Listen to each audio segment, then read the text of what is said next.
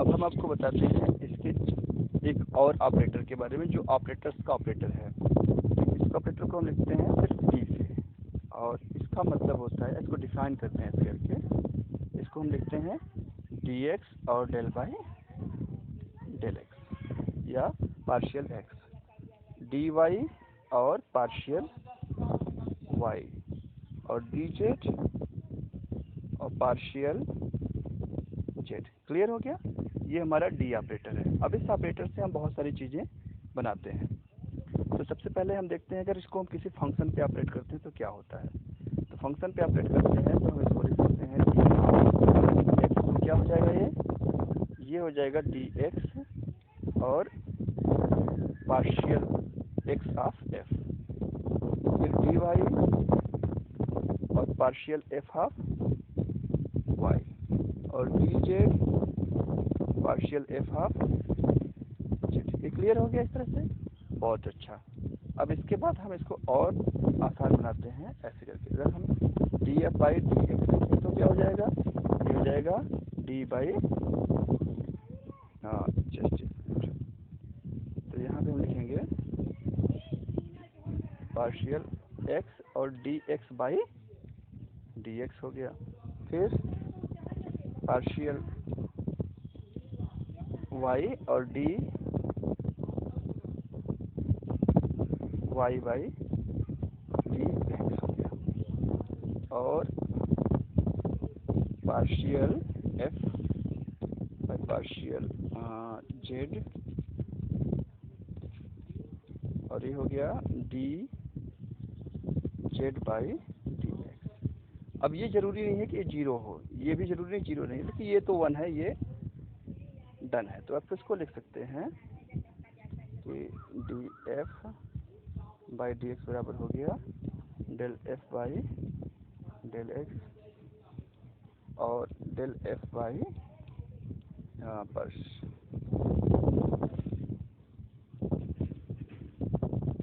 Partial Y, और ये हो जाएगा D Y by D x, और partial F by partial Z, और ये हो जाएगा डी जेड बाई। क्लियर? ठीक इसी तरह से आप जो है अगले टर्म्स के लिए कर सकते हैं। अगर हम लिखें, इसको लिखें d F by d y लिखें तो क्या हो जाएगा, पार्शियल एफ पार्शियल एक्स और डी एक्स डी वाई, ये हो जाएगा पार्शियल एफ पार्शियल वाई, और इसका वन हो जाएगा तो लिखने की जरूरत नहीं है, और हो जाएगा पार्शियल एफ पार्शियल जेड, और ये हो जाएगा d z by D x और नो वाई।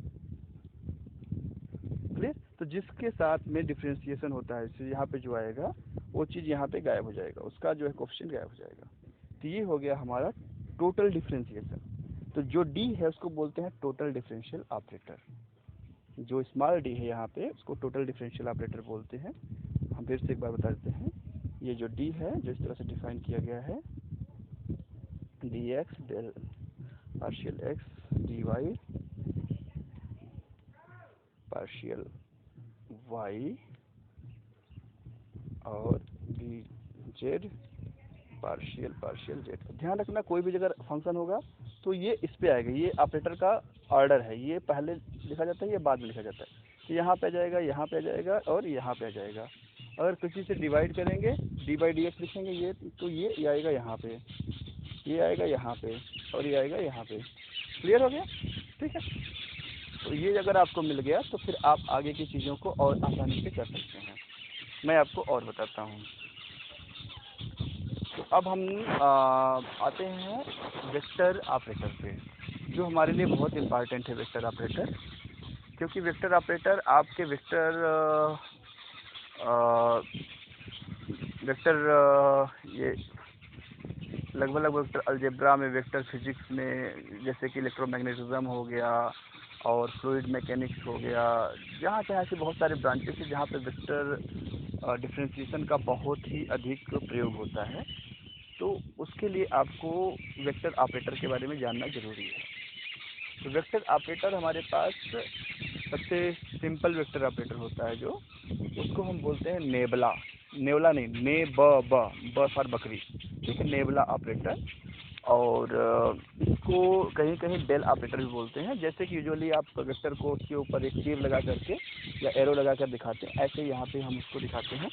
इसका जो नोटेशन है इस तरह से है, इसको हम डेल ऑपरेटर भी बोलते हैं। तो इसका नाम है आपका डेल ऑपरेटर, इसका एक और नाम है नेबला।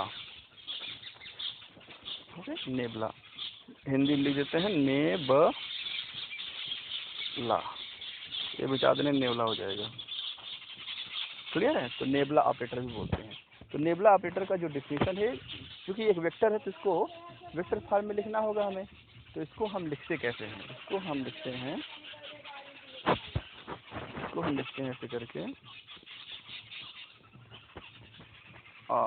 अगर हम कंपोनेंट फॉर्म में लिखें तो इसको लिखेंगे डेल, ये पार्शियल एक्स, पार्शियल वाई और पार्शियल जेड। अगर हम यूजुअली आई जे के फॉर्म में लिखें तो क्या लिखेंगे इसको?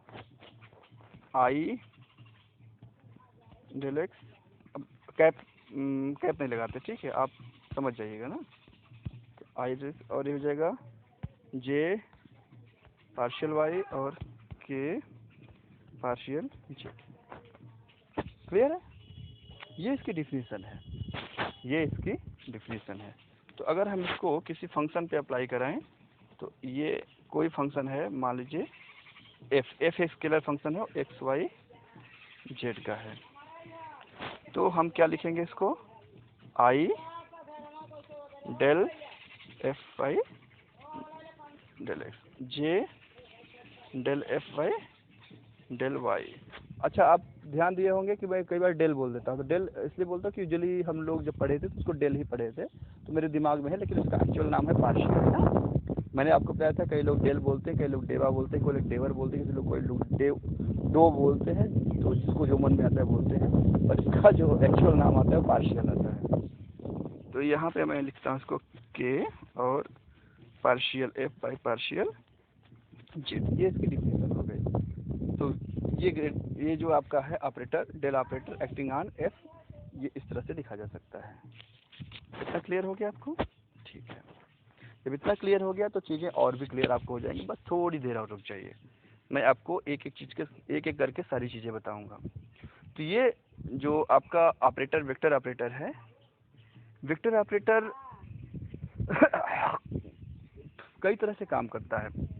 क्योंकि ये वेक्टर ऑपरेटर अपने आप में है, तो जब ये किसी वेक्टर फंक्शन पे, जैसे हमने आपको बताया था स्केलर फंक्शन होता है और एक वेक्टर फंक्शन होता है, जब वेक्टर फंक्शन पे काम करता है तो इसके काम करने का तरीका बिल्कुल अलग होता है, और जब स्केलर फंक्शन पे काम करता है तो इसका तरीका बिल्कुल अलग होता है। तो दोनों तरीके जो है आपके देखेंगे तो अलग अलग है। वेक्टर फंक्शन पे काम करने का तरीका अलग, स्केलर फंक्शन पे काम करने का तरीका अलग, और उसी के आधार पे इसका नाम होता है। तो अगर ये स्केलर फंक्शन पे काम करता है तो हम उसको बोलते हैं ग्रेडियंट ऑपरेटर, ओके।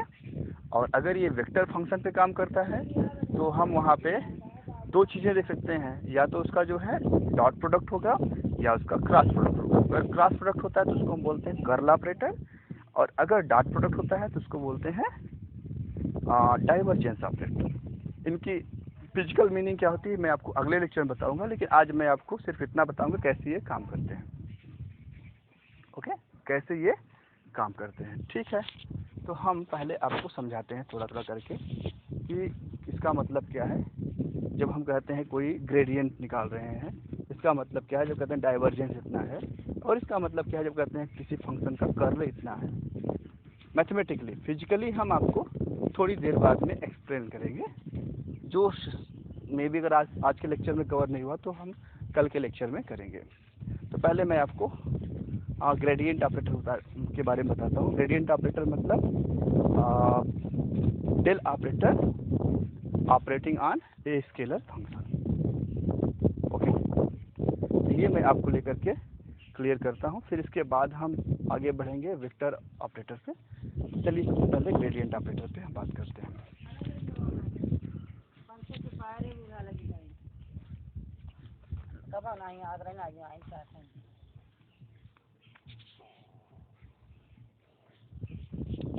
तो अब हम लिखते हैं पहले एक वेक्टर ऑपरेटर को हम डेल आया नेबला ऑपरेटर बोले, और acting on some function x Y z. इतना क्लियर हो गया आपको?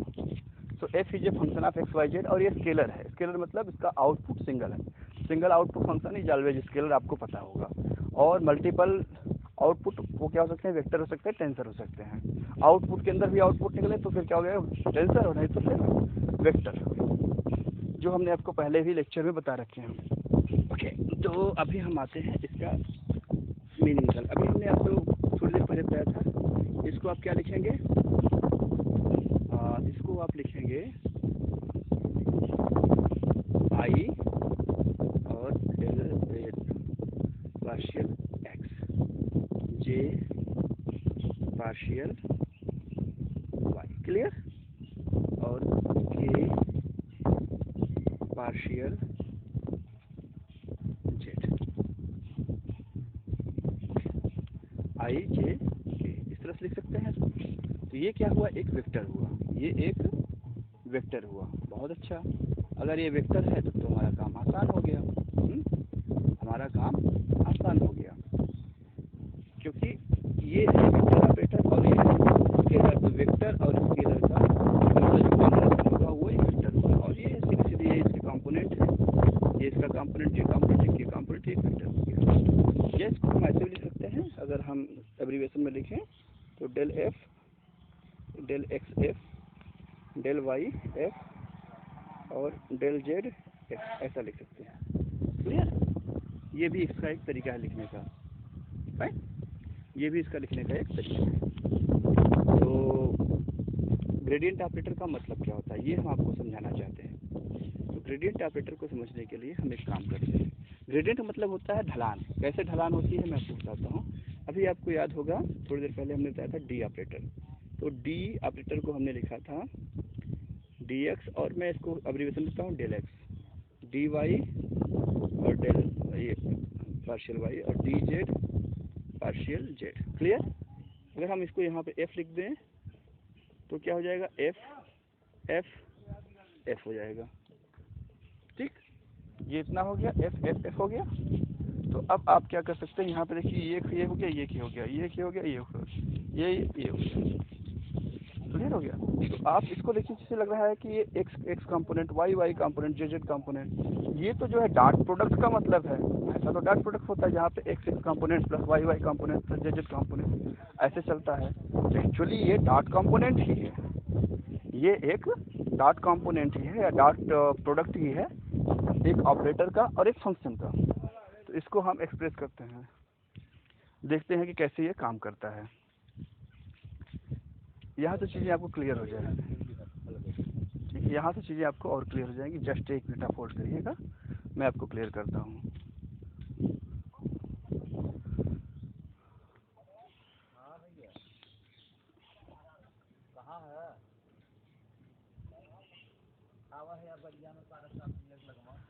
तो अब यहाँ पे आप इसको लिख सकते हैं, जैसे एक मैं इसको डी आर लिख देता हूँ। डी आर मतलब क्या हुआ?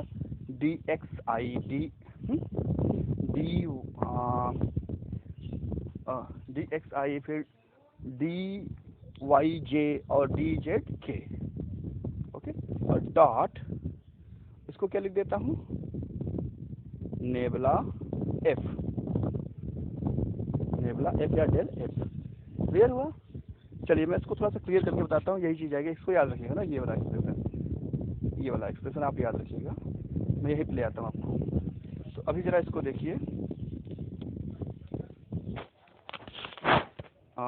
डी आर और ग्रेडियंट ऑफ एफ, इसका क्या होता है? इसका होता है, मैं इसको कंपोनेंट फॉर्म लिखता हूँ, डी एक्स डी वाई और ये होता है डी जेड, और डॉट में क्या हो गया? ये हो जाएगा partial x f, partial x no partial y f और पार्शियल जेड एफ हो गया। क्लियर? तो इसका हम डॉट प्रोडक्ट लेते हैं। तो डॉट प्रोडक्ट क्या हो जाएगा? एक्स एक्स कंपोनेंट जो है, देखो एक्स कंपोनेंट से वाई कंपोनेंट, वाई कंपोनेंट से जेड कंपोनेंट, जेड कंपोनेंट से ऐड होके मल्टीप्लाई ऐड हो जाएगा। तो हम वही करने जा रहे हैं। तो आंसर हमको मिल जाएगा इसके लिए डी एक्स और del x f d y ये हो जाएगा एफ और ये हो जाएगा डी जेड और पार्शियल जेड एफ। और ये क्या है? ये है हमारा डी एफ।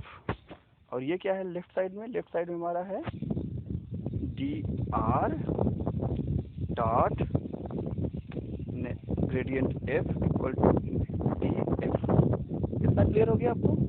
तो हमको ये एक्सप्रेशन मिल गया, ये एक्सप्रेशन मिल गया जहाँ पे d r dot gradient f equal to d f. बहुत अच्छा। तो अब हम एक काम करते हैं, और ऐसा करते हैं, हम डॉट प्रोडक्ट से पहले सॉल्व कर लेते हैं। तो आपको पता है डॉट प्रोडक्ट के लिए तरीका है हमारे पास। ये क्या हो जाएगा?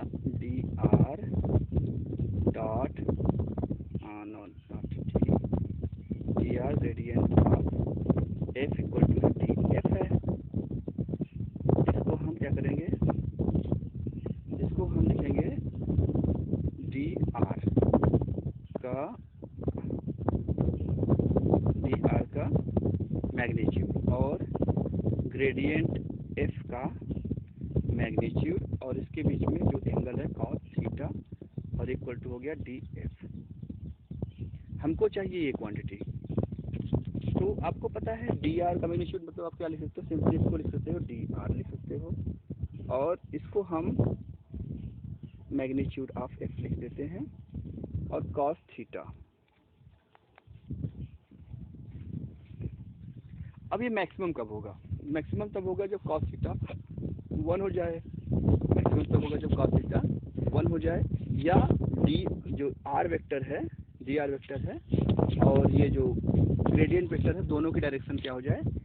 सेम हो जाए, दोनों कोलिनियर हो जाए, बिल्कुल एक दूसरे के डायरेक्शन हो जाए। तो ऐसा होने पर ही ये मैक्सिमम होगा। चलिए हम मैक्सिमम कंडीशन ले लेते हैं। तो मैक्सिमम कंडीशन में क्या होगा? कॉस थीटा 1 हो जाएगा तो ये हो जाएगा डी आर। इस कंडीशन में क्या होगा? डी आर और इसकी जो डायरेक्शन है सेम हो जाएगी और ये हो जाएगा वेक्टर एफ और ये हो जाएगा डी एफ। तो आप यहाँ से क्या लिख सकते हो? इसको आप मैथमेटिकली लिख सकते हो f equal to d F by d r. Clear? ये कब है? जबकि थीटा क्या है? 0 है या दोनों फंक्शन जो ग्रेडियंट है और ये डी आर है दोनों क्या है?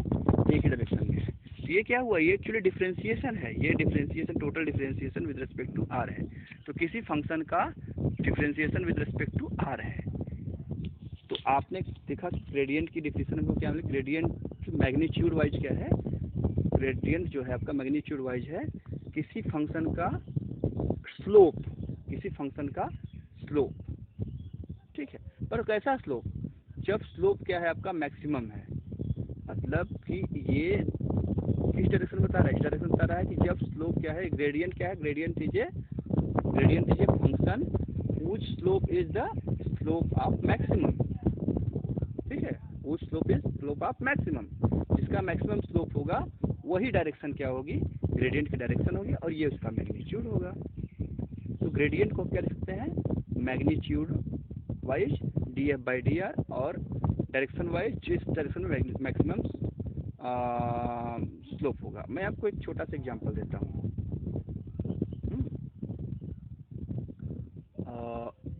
ये देखिए हमारे पास एक कोई फंक्शन है ऐसे करके। अब इस फंक्शन को देखिए, यहाँ पे मान लीजिए हम मैग्नीट्यूड लेना चाहते हैं या ग्रेडियंट देखना चाहते हैं। यहाँ पे ये यहाँ पे तो यहाँ पे मैक्सिमम स्लोप किधर है? मैक्सिमम स्लोप आपका इधर है। तो ग्रेडियंट डायरेक्शन ये होगी, इधर नहीं होगी, इस तरफ नहीं होगी, क्योंकि इधर मैक्सिमम स्लोप नहीं। मैक्सिमम स्लोप कहाँ है? इस तरफ है। या इसको आप चेक करना चाहते हैं फिजिकली, तो यहाँ पे पानी गिरा दीजिए। पानी किधर बहेगा?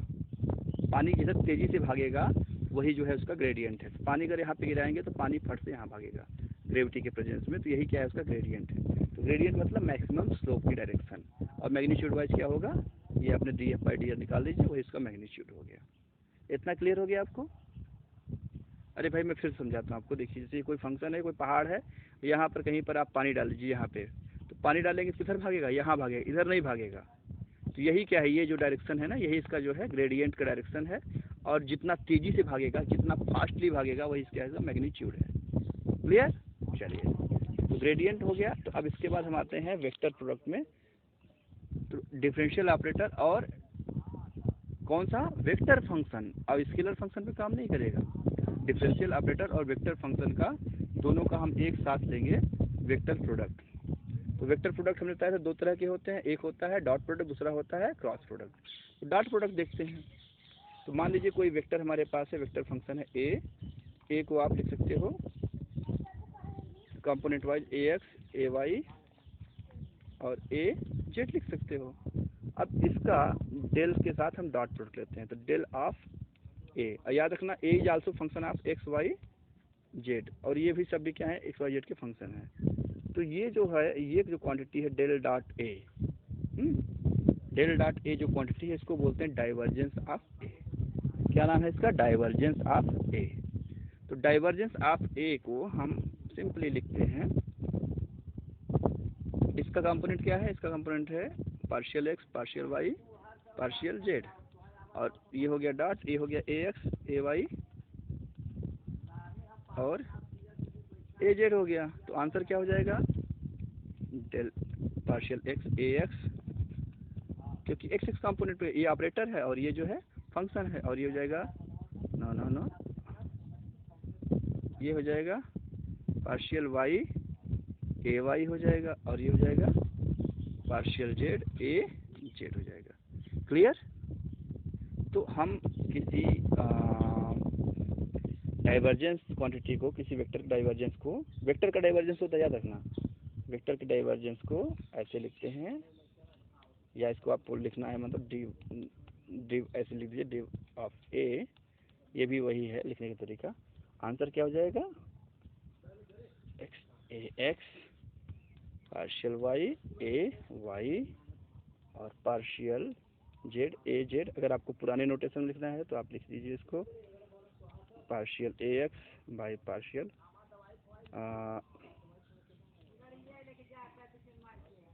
X partial a y partial Y और partial a z partial z. Clear हो गया? Partial a x by partial x partial a y partial y partial z of a z. Clear हो गया? यहाँ पे देखिए ये हो गया इसका डाइवर्जेंस। डाइवर्जेंस का मतलब क्या होता है, कोई चीज़ कितना तेज़ी से फैल रही है, कोई चीज़ कितना तेज़ी से फैल रही है या सिकुड़ रही है, ये फैलाव या सिकुड़न को बताता है। तो मान लीजिए जैसे कोई पानी फ्लो हो रहा है, तो कहीं पर वो बहुत तेज़ी से फैल रहा है पानी, तो उसका डाइवर्जेंस बहुत ज़्यादा है। कितना तेज़ी से फैल रहा है उसका डाइवर्जेंस ज़्यादा, किसी पॉइंट पे या किसी जगह पे कितना तेज़ी से कोई चीज़ फैल रही है उसका डाइवर्जेंस। जैसे कि आप बल्ब जलाते हैं, तो बल्ब से जो है रोशनी बहुत तेज़ी से हर डायरेक्शन में फैल जाती है, तो उसका डाइवर्जेंस बहुत ज़्यादा है।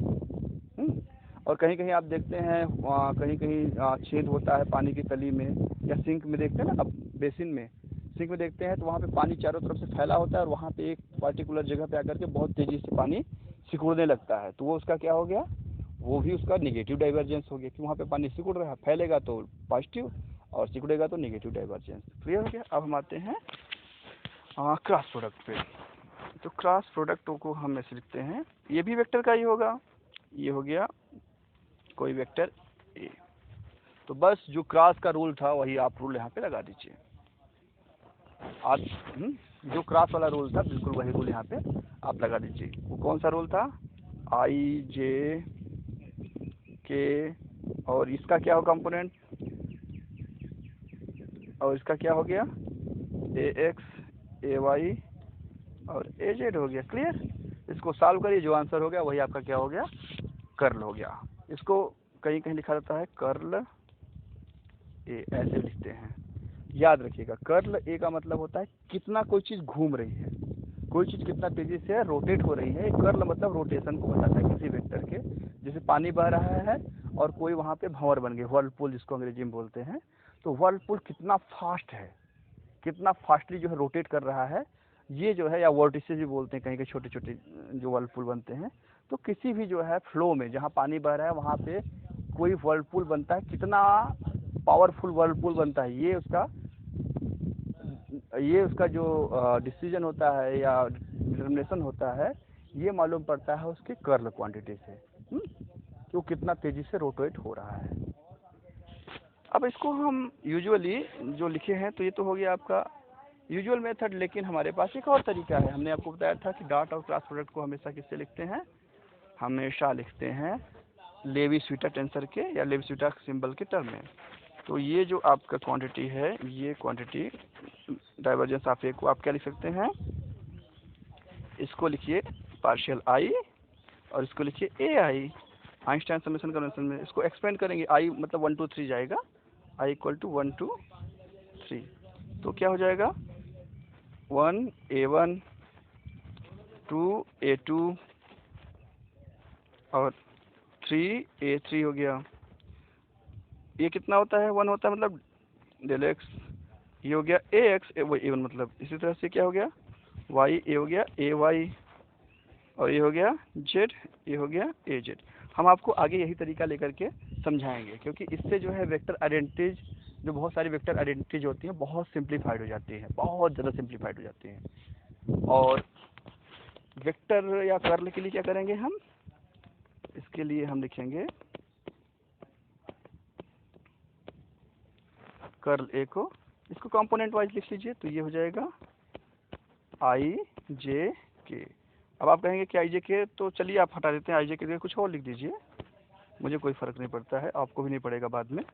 एल कर देते हैं, एल एम एन हो जाएगा, और इसका क्या होगा, इसका हो जाएगा डेल एम, और इसका हो जाएगा ए एन, और इसको सॉल्व करेंगे तो अलग अलग कंपोनेंट निकलते चले जाएंगे। तो ये हुआ आपका कर्ल, ये हुआ आपका कर्ल। अब इसके अलावा एक और ऑपरेटर बनता है इनसे, उसको बोलते हैं लाप्लास ऑपरेटर या लाप्लासियन। वो कैसे होता है, ये दो जो वेक्टर है ना, जो दो वेक्टर हैं, वेक्टर ऑपरेटर डेल डॉट हैं, इसका डॉट प्रोडक्ट होता है।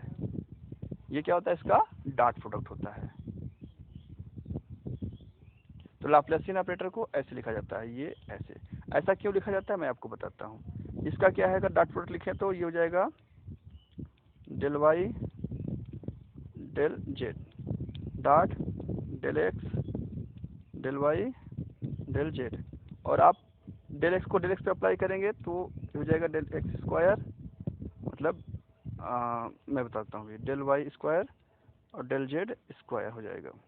इसका मतलब हुआ del square del X square del square del Y square और del square del Z square. ये हुआ लाप्लासियन, ये हुआ लाप्लासियन। क्लियर। तो हम लिख सकते हैं यहाँ पे वेक्टर भी लिखते हैं कुछ लोग नहीं भी लिखते हैं। वेक्टर इसलिए लिखते हैं क्योंकि बताने के लिए कि हाई वेक्टर था, और नहीं बताने के लिए तो भी आंसर वही आएगा।